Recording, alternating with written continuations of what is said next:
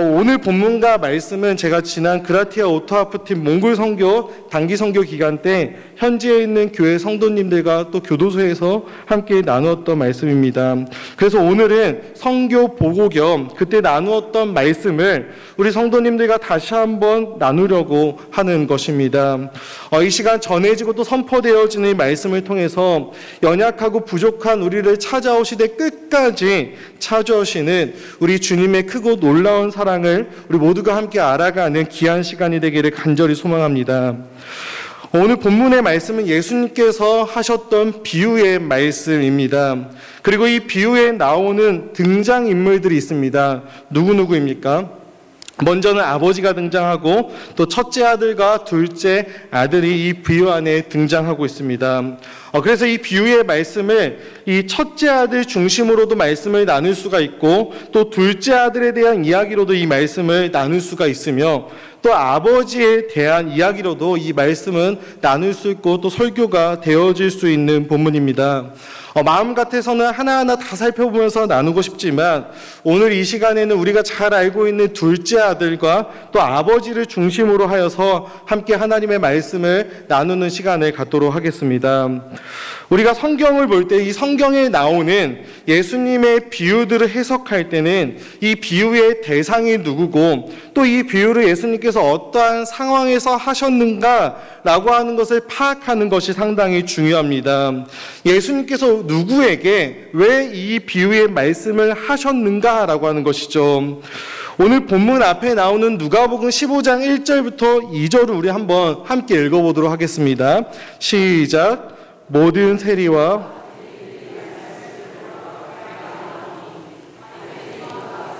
수군거려 이르되 이 사람이 죄인을 영접하고 음식을 같이 먹는다 하더라.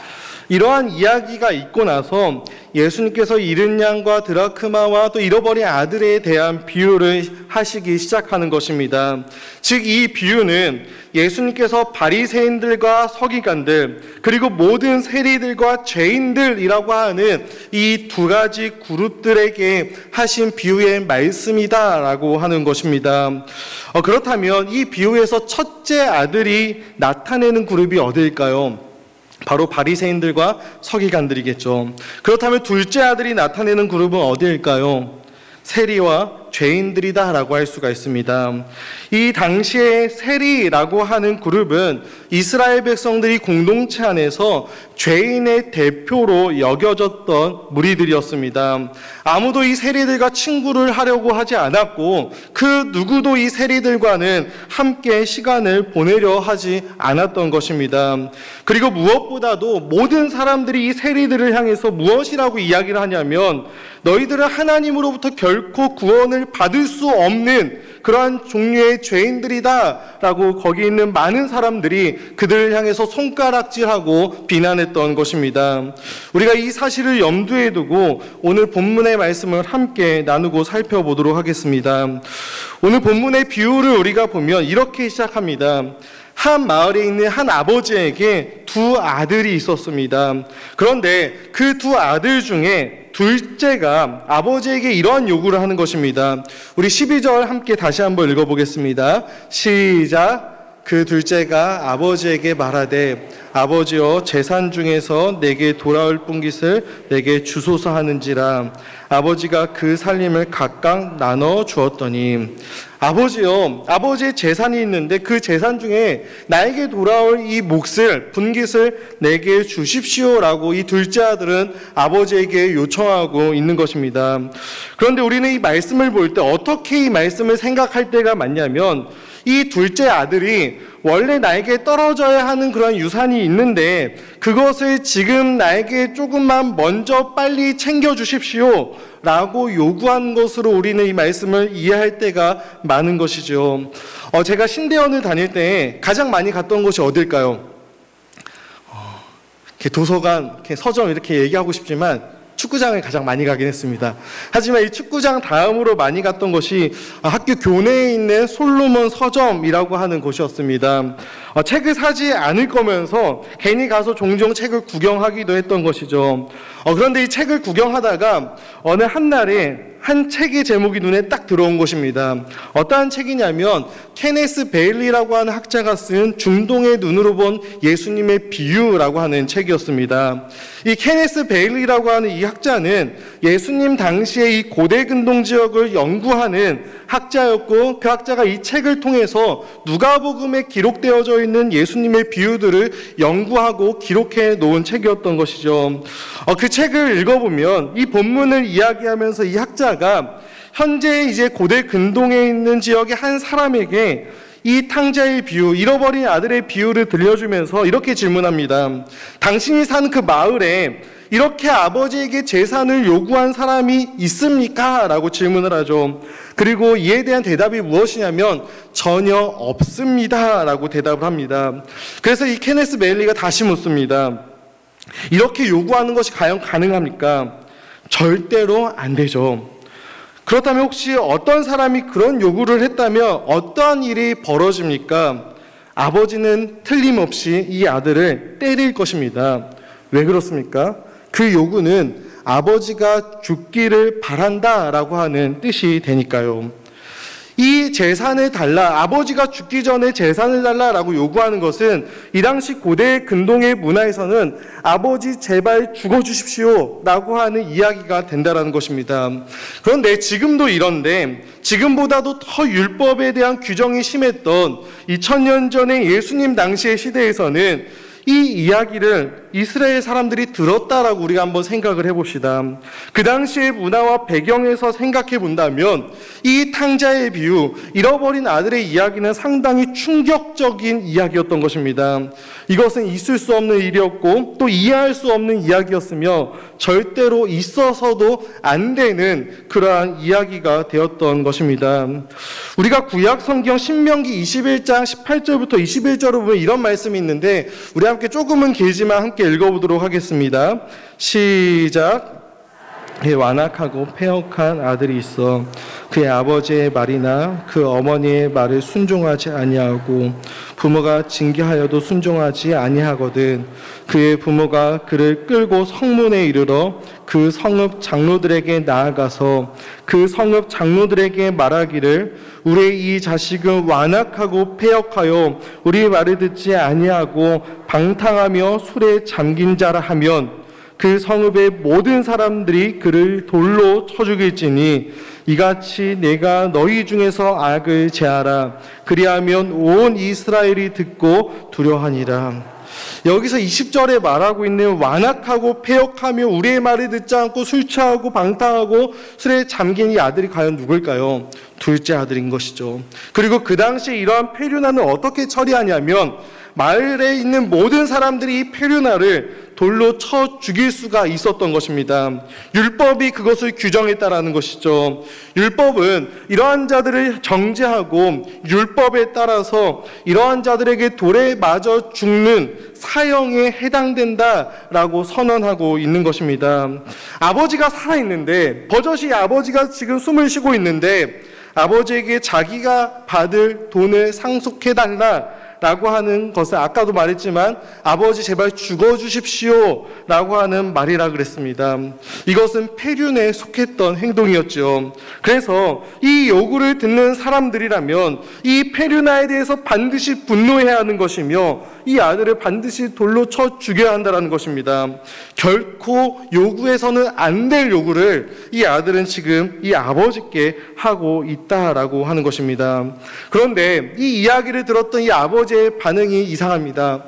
아들을 혼내거나 때리는 것이 아니라 각각 아들들에게 살림을 나누어 주는 것입니다.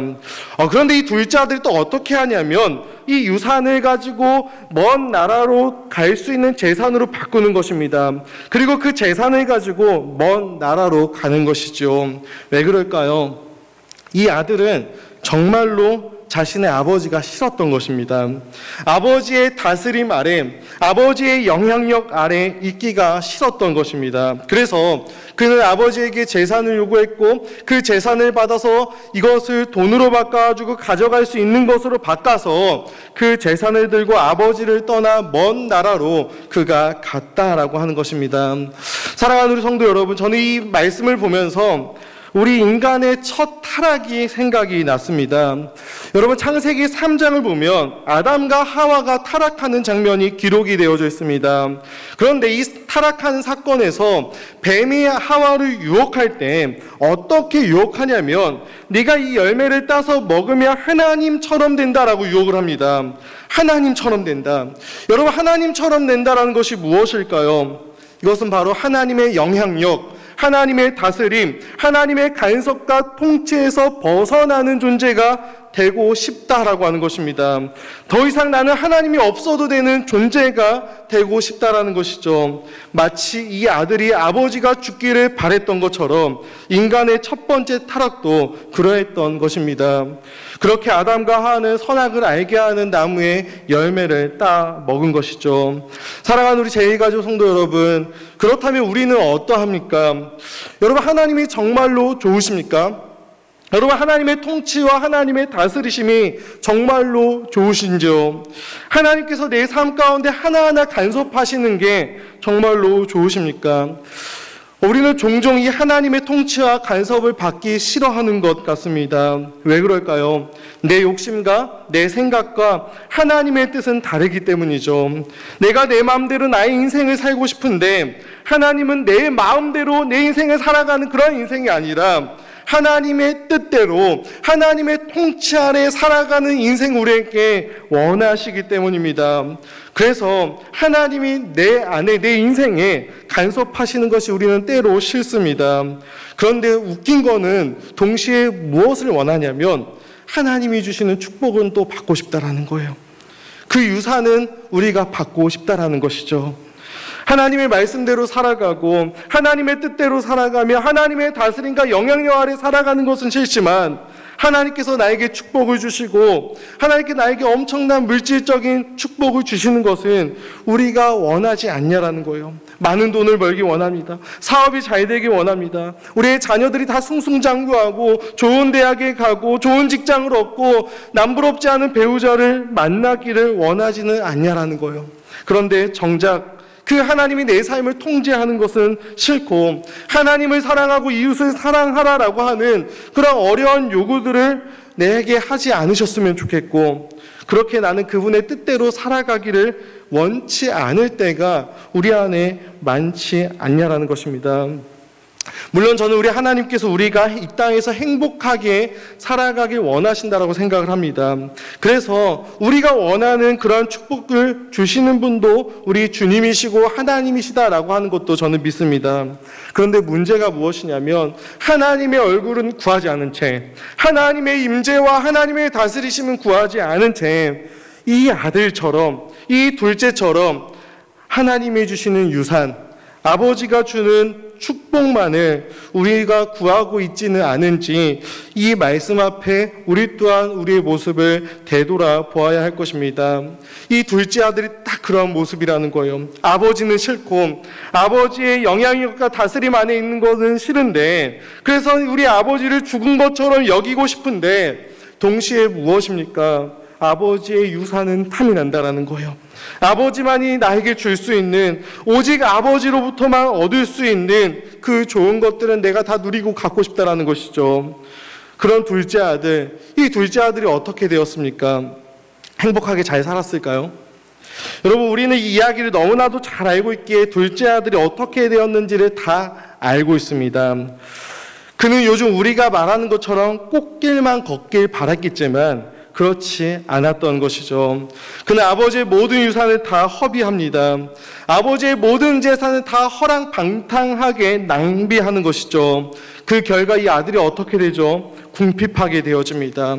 그리고 이 둘째 아들은 한 이방 사람에게 붙어 살면서 돼지가 먹었던 지엽 열매를 먹을 수밖에 없는 그런 비참한 현실 가운데 처하게 되는 것입니다.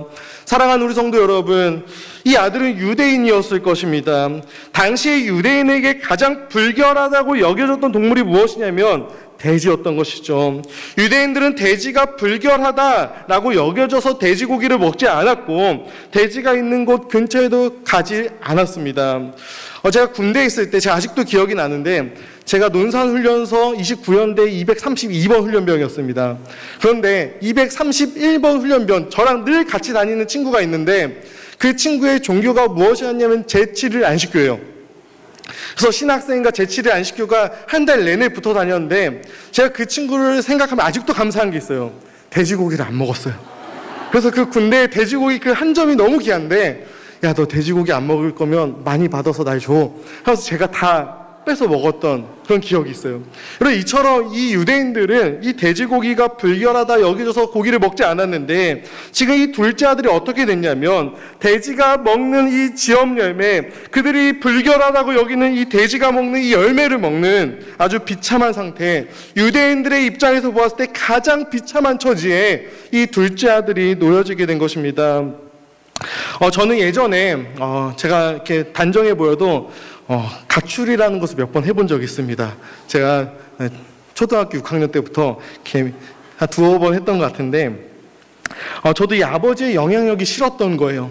특별히 아버지가 목회자였기 때문에 주일날 나는 가기 싫은데 억지로 그 사춘기 시절에 교회를 가는 게 참 싫었던 것 같습니다. 그래서 두어 번 반항을 하면서 가출을 했는데 가출을 하면 어떨까요? 행복할까요? 네. 딱 1시간 행복하더라고요. 네, 행복하지 않습니다. 비참해지죠. 그 문제는 뭐냐면 범죄에 노출되기가 쉬워집니다. 나아가서 또 범죄의 유혹을 받게 되는 것이죠. 물론 저는 가출하고 나쁜 짓은 안 했습니다. 범죄를 일으키지 않았지만 우리 주변에 있는 가출한 청소년만 봐도 우리는 쉽게 알 수가 있습니다. 쉽게 범죄를 저지르거나 범죄에 노출이 되는 것이죠. 비참해진다라는 것입니다. 사랑하는 성도 여러분, 이처럼 하나님을 떠난 인생들은 비참해질 수밖에 없습니다. 하나님을 떠나서 내가 자유를 찾으면 모든 것이 잘되고 행복할 줄 알았는데 결국에는 돼지가 먹는 지엄 열매를 먹을 수밖에 없는 아주 비참한 처지, 나아가서 그것도 먹지 못하는 그런 아주 비참한 현실에 처하게 된다는 것이죠. 여러분, 우리가 이 땅에서 살아가는 동안 참된 만족을 누리지 못할 뿐만이 아니라 우리의 육신이 죽어서 영원토록 하나님과 함께 살며 하나님의 다스림과 영향력 아래에서 영원토록 즐거이 살아가야 하는데 하나님을 떠난 인생은 그렇게 살지 못하며 영원토록 비참하게 살 수밖에 없는 것이죠. 그리고 이것을 하나님을 떠난 자의 결국이다라고 성경은 우리에게 증언하고 있는 것입니다. 그렇게 비참한 현실 가운데 있는 이 둘째 아들이 이제 어떻게 하냐면 17절의 말씀을 함께 읽겠습니다. 시작.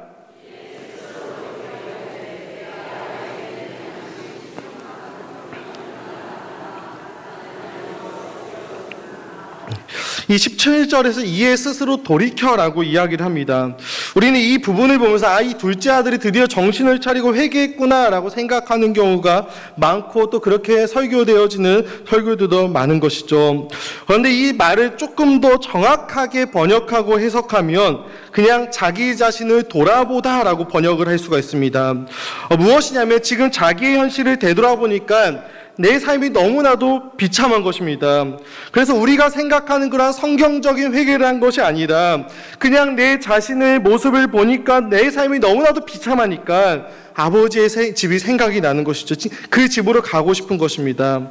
여러분, 이것이 성경적 회개가 아니다라고 하는 것을 어떻게 알 수 있냐면 둘째 아들이 하는 이야기를 보면 알 수가 있습니다. 그 둘째 아들이 하는 말이 무엇입니까? 아버지의 집에 들어가서 아들은 될 수가 없고 아버지의 유산과 기업은 내가 탐내지도 않고 그냥 종 중에 하나로 살겠다라고 이야기를 합니다. 종 중에 하나가 되면 그래도 내가 먹고 살 수는 있으니까 그냥 종 중에 내가 하나가 되겠습니다 라고 이야기를 하는 것이죠. 사랑하는 성도 여러분, 정말로 이 아들이 참된 회개를 하였다면, 성경적인 회개를 하였다면 어떻게 해야 할까요? 아버지한테 가서 싹싹 빌면 됩니다. 아버지, 제가 다시는 안 그럴게요. 그리고 이제는 아버지를 사랑하는 아들이 되고, 아버지의 뜻에 순종하는 아들이 되고, 아버지를 기쁘게 해드리는 아들이 되고, 아버지의 영향력 아래서 살아가는 아들이 되겠다라고 이야기하면 되는 것이죠. 내가 종 중에 하나가 되겠습니다. 그런 말 말고 아들의 지위를 회복시켜 주십시오. 나에게 아들의 신분을 회복시켜 주십시오. 내가 아버지의 뜻대로 살겠습니다라고 이야기하며 이 아들을 아버지에게 싹싹 빌어야 했던 것입니다. 그런데 그는 그렇게 하지 않은 것이죠. 그래서 이렇게 다짐합니다. 19절을 보겠습니다. 시작. 지금부터는 아버지의 아들이라 일컬음을 감당하지 못하겠나이다. 나를 품꾼의 하나로 보소서 하리라고. 사랑하는 우리 성도 여러분, 그런데 곰곰이 우리가 한번 생각해 보기 원합니다. 지금 이 둘째 아들은 아버지에게 돌아갈 수가 있는 상태가 아니에요. 아버지에게 돌아갈 수 없는 상태입니다. 왜 그럴까요? 그가 아버지에게 했던 일들이 무엇이었죠? 아버지가 살아있을 때 아버지에게 유산을 달라 했던 것입니다. 그것은 아버지 제발 죽어주십시오 라고 이야기하는 것이었으며 그는 아버지를 마치 죽은 것처럼 여겼다라는 거예요. 그리고 그는 율법에 따라서 아버지에게 뿐만이 아니라 이 유대의 마을 공동체 안에서도 그 마을 사람들로 인해서 돌에 맞아 죽을 수 있는 그런 죄를 그가 지었다라는 거예요. 이 아버지가 살고 있는 그 마을에 돌아갈 수 있는 상황과 상태가 결코 아니었다라는 것입니다. 여러분, 이 아들은 이 집안의 수치였을 뿐만이 아니라 그가 살고 있었던 마을의 수치이기도 했던 것이죠. 그래서 이 아들이 이 마을에 돌아오면 이 마을 사람들이 나타나서 이 아들을 향해서 돌을 들어 집어 던질 수도 있었던 것입니다. 그래서 이 아들이 그 마을에 나타나는 것, 자신이 돌아가고 싶다고 해서 그 마을로 돌아가는 것, 아버지의 집으로 돌아가는 것, 그것이 불가능하다라는 것입니다. 왜요? 죽으러 가는 것이기 때문이니까. 그런데 이 아들은 아버지가 있는 집으로 돌아갑니다. 왜 돌아갈까요? 그냥 죽겠다라는 것이죠. 여기서 죽으나 거기서 죽으나 마찬가지인 것입니다. 그냥 죽겠다라고 하는 마음으로 그는 그곳으로 향합니다. 사랑하는 우리 성도 여러분, 우리도 마찬가지라고 저는 생각합니다. 성경이 우리에게 한결같이 이야기하는 사실이 무엇입니까? 우리의 힘으로, 우리의 노력으로 하나님 앞에 나아갈 수 없다라고 하는 것, 그런 죄인이다라고 하는 것을 성경은 한결같이 증언합니다. 성경은 모든 사람들이 죄를 범하였으며 하나님의 영광에 이를 수 없다라고 우리 모두를 향해서 선언하고 증언하고 있는 것이죠. 그리고 그 죄의 결과가 무엇입니까? 죽음과 사망입니다. 하나님의 진노와 심판인 것이죠. 우리는 다 허물과 죄로 죽었던 너희라고 하는 존재였습니다. 우리는 율법에 따라 하나님의 공의로우심에 따라 죄인인 우리가 거룩하신 하나님 앞에 나아간다면 우리는 다 죽을 수밖에 없었다라는 거예요. 우리가 아무리 애를 쓰고 우리가 아무리 수고해도 하나님께 나아가는 길이 끊어져 있고 막혀 있다라는 것이죠. 그렇다면 이 둘째 아들, 그리고 그와 같은 우리는 어떻게 아버지에게로, 어떻게 하나님께로 나아갈 수 있는 것일까요? 오늘 본문 20절을 우리 한번 읽어보겠습니다. 시작. 일어나서 아버지께로 돌아가니라. 아직도 거리가 먼데 아버지가 그를 보고 20절을 보면 아직도 거리가 먼데 아버지가 아들을 향해서 막 달려가기 시작하는 거예요. 우리 옛날 말에 양반은 뭐하지 않는다라는 말이 있죠. 양반은 뛰지 않는다라고 하는 말이 있습니다. 그런데 이보다 더하게 이 당시 유대인들의 아버지는 절대로 뛰지 않았다라고 합니다. 아무리 급한 일이 있어도 유대인들의 아버지는 뛰지 않았습니다. 이 당시 유대인의 아버지가 뛴다라고 하는 것은 천박한 일이며 사람들이 조롱하는 일이 되었던 것입니다. 그런데 지금 이 유대인의 아버지가 뭐 하냐면 아들을 향해서 뛰고 있어요. 성경에는 기록되어져 있지 않지만 저는 아마 전력 질주하지 않았을까, 우리가 100m 달리기를 하듯이 막 이렇게 전속력으로 뛰지 않았을까라고 생각을 해봅니다. 그렇다면 이 아버지는 왜 아직도 거리가 먼데 아들을 향해 뛰어간 것일까요? 왜 아직도 거리가 먼데 사람들로 하여금 그렇게 천박하다라고 여겨지고 조롱받을 만한 그런 행동을 하고 있냐라는 것이죠. 아들이 반가워서 뛰었을까요? 오랜만에 보는 내 아들, 우리는 그렇게 생각할 때가 있죠. 아들이 너무 오랜만에 오니까, 잃어버린 내 아들이 돌아오니까 반가워서 뛰었을 것이다 라고 생각을 합니다. 물론 그러한 마음도 있었을 것입니다. 그런데 그것보다 비교할 수 없을 정도로 더 중요한 이유가 있는 거예요. 아니, 이것 하나, 이 한 가지가 유일한 이유였을 수도 있습니다. 무엇일까요? 아버지는 왜 뛰어갔던 것일까요? 왜 뛰었을까요? 그 이유는 누가 먼저 보면 안 됐기 때문이죠. 동네 사람들이 먼저 내 아들을 보면 안 되기 때문이에요. 동네 사람들이 먼저 볼까봐 아버지는 아들에게 뛰어가는 거예요. 왜요? 동네 사람들이 먼저 보면 어떻게 되죠? 이 아들은 죽는 거예요. 이 아들은 죽습니다. 그래서 이 아버지는 사람들에게 비웃음을 당하고 천박하다고 손가락질 당하는 그 뛰는 일 정도는 별로 중요하지가 않아요. 왜 그렇죠? 내 아들을 살려야 하니까. 지금 이 아들이 멀리서 오고 있는데 이 아버지는 아마 매일같이 아들이 떠났던 자리를 보고 있었겠죠. 왜요? 아버지는 아들이 망할 것을 알았을 거예요. 이 아들이 망해서 다시 우리 집으로 돌아올 텐데 돌아오다가 동네 사람들이 먼저 보게 되면 돌에 맞아 죽을 것이기 때문에 그것을 알고 있었던 이 아버지는 매일같이 아들이 떠난 자리를 보고 있을 수밖에 없었던 것입니다. 그래서 이 아버지가 아들을 향해 달려가서 어떻게 하냐면 목을 안고 입을 맞춥니다. 여러분, 아버지가 온 팔로 아들의 목을 안으면 어떻게 될까요? 아들은 보이지 않고 아버지의 등만 보이는 거예요. 이 아들은 죽을 수밖에 없었는데 아버지에게 행한 죄로 말미암아 아버지에게 했던 행동으로 말미암아 죽어 마땅했는데 아버지는 아들이 자신에게 행한 그 패륜적인 행동보다 혹여나 우리 동네 사람들이 이 아들을 먼저 봐서 이 동네 사람들에게 이 아들이 맞아 죽지는 않을까, 아직 거리가 먼데 아들을 향해서 지금 전속력으로 달려가 이 아들을 안고 있다는 것이죠. 사랑하는 우리 성도 여러분, 이 모습이 누구의 모습 같습니까? 저는 우리 예수님의 모습 같은 거예요. 죽을 수밖에 없는 우리를 위해서,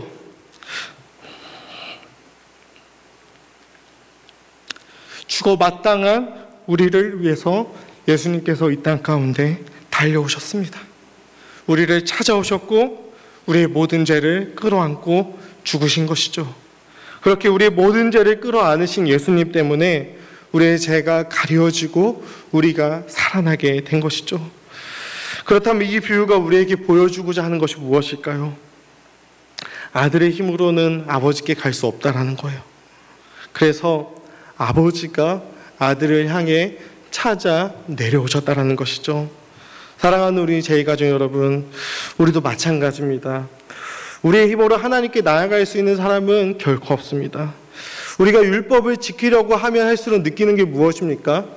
내가 이것을 지킬 수 없는 존재이고 그러므로 말미암아 하나님의 심판을 받아 마땅한 존재이다. 그것을 깨닫게 됩니다. 그래서 하나님께서 어떻게 하시죠? 우리에게 찾아오신 거예요. 우리가 하나님께 올라갈 수 없으니까 하나님께서 우리를 향해 내려오셨고 달려오셨고 우리를 낮춰주셨고 맞춰주신 것이죠. 우리를 끌어안아 주신 것입니다. 이렇게 아들을 끌어안고 있는 아버지가 아버지에게 아들이 무엇이라고 하냐면 21절 우리 마지막으로 한번 읽겠습니다. 시작. 아버지, 내가 하늘과 아버지께 죄를 지었사오니.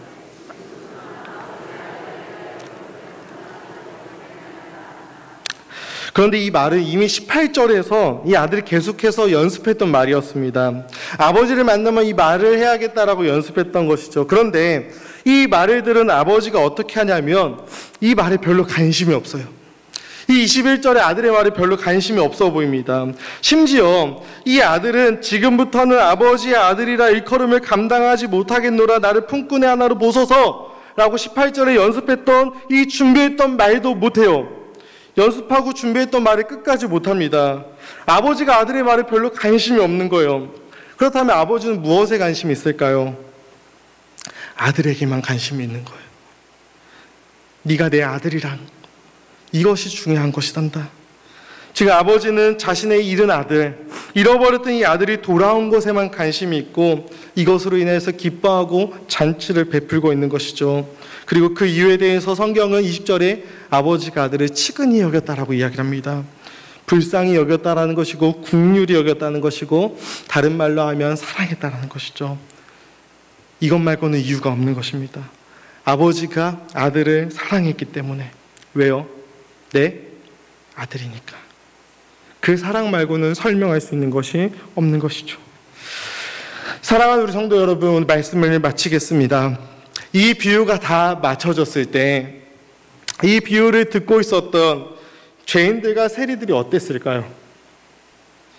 그들은 자신들이 한 번도 구원받을 수 있을 것이라고 생각한 적이 없었고 한 번도 내가 하나님의 자녀이고 하나님께 나아갈 수 있을 것이다 라고 생각한 적이 없었을 텐데 그런 나를 하나님께서 찾아오시는구나. 그런 나를 하나님께서 찾아오시며 사랑하시며 자녀 삼아주셨다라는 이 사실을 그들이 들었을 때 어땠을까요? 성경에 나와 있진 않지만 한번 생각해 봤으면 좋겠습니다. 아마 펑펑 그 이야기 앞에 울지 않았을까 저는 생각해 보게 됩니다.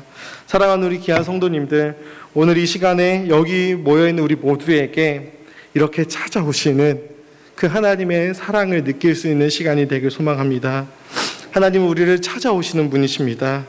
잃어버린 드라크마를 찾아내기까지 찾으시는 분, 잃은 양을 찾아내기까지 찾으시는 그분이 우리를 찾아내기까지 찾아오시는 하나님이심을 우리가 경험하고 그 사랑의 하나님이 우리의 하나님이 되심을 믿으며 나아가는 우리 모두가 되기를 간절히 소망합니다.